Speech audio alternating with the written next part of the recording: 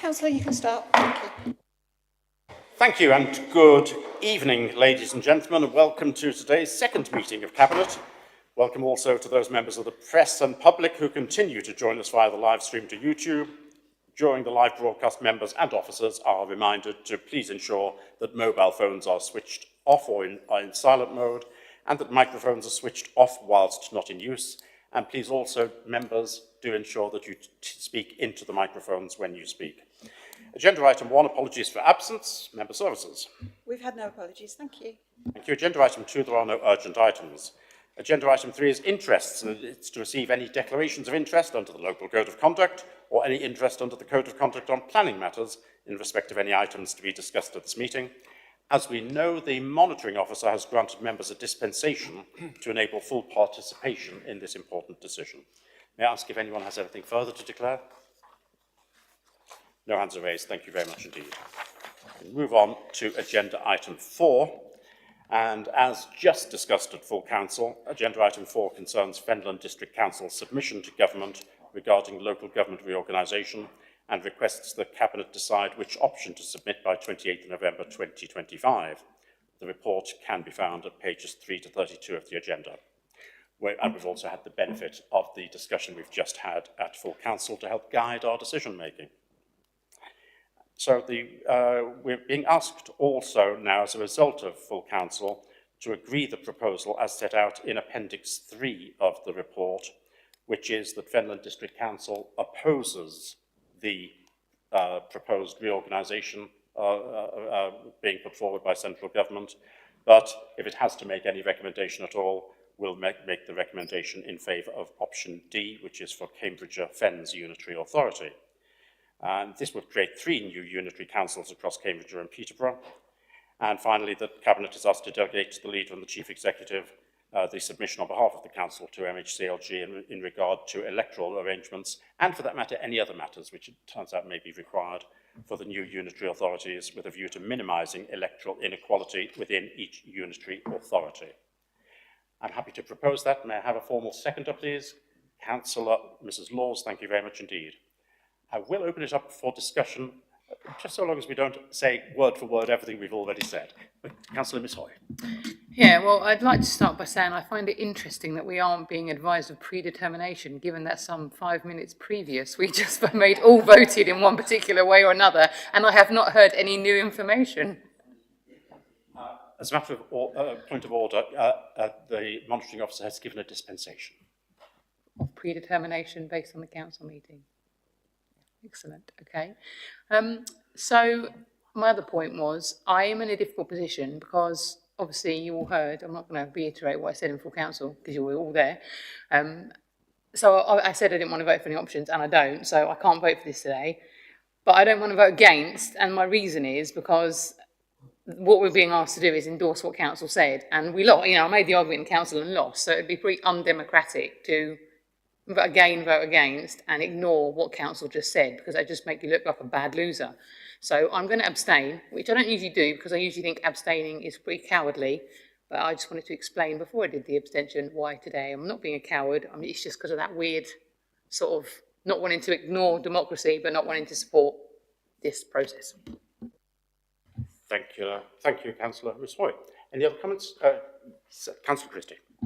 Yeah, there's a couple of points really. So I think one of the reasons I sort of wanted to council was to listen to what the councillors had to say, so that I could take that in and use that in cabinet to make the decision.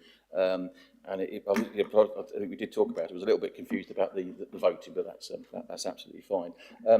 I know if we completely agree about the method that's being used to do this local government reorganisation in there.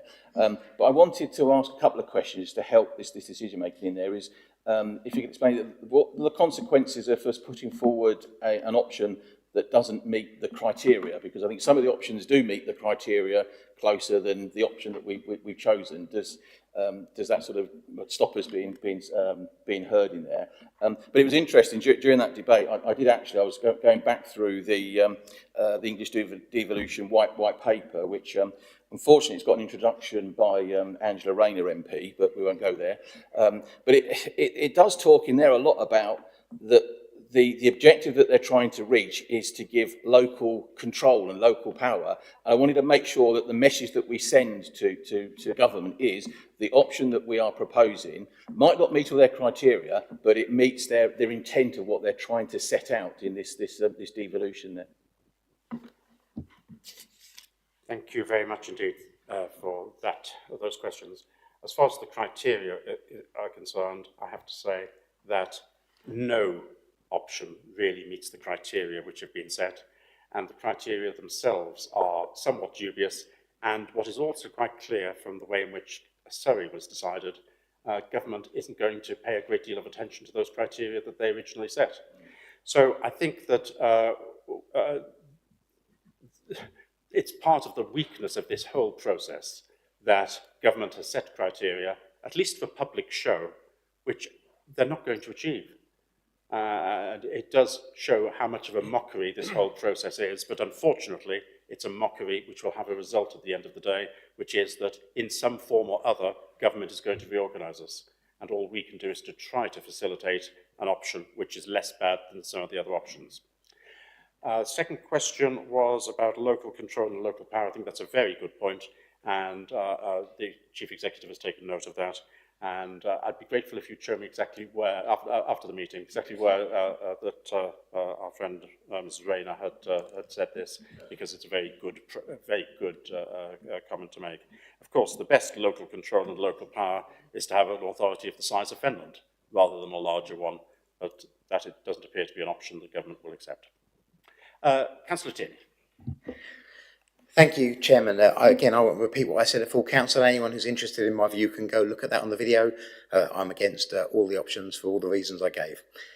Councillor Hoy made a fantastic point. Of course, we're here for a slightly different reason, and that is to endorse what council said. That was done democratically and fairly. However, for me, this is such a serious issue, such a deep issue, that I cannot compromise, and so I will be voting against. Thank you. Thank you. Any other comments from anyone? I will follow the correct rules of procedure. Councillor Mrs. Laws, do you want to exercise your right to speak?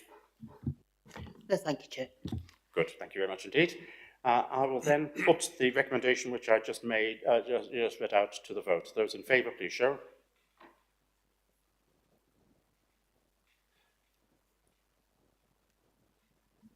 Those against? And abstentions. It is 7 in favour, 2 against, and 1 abstention. So the motion is carried.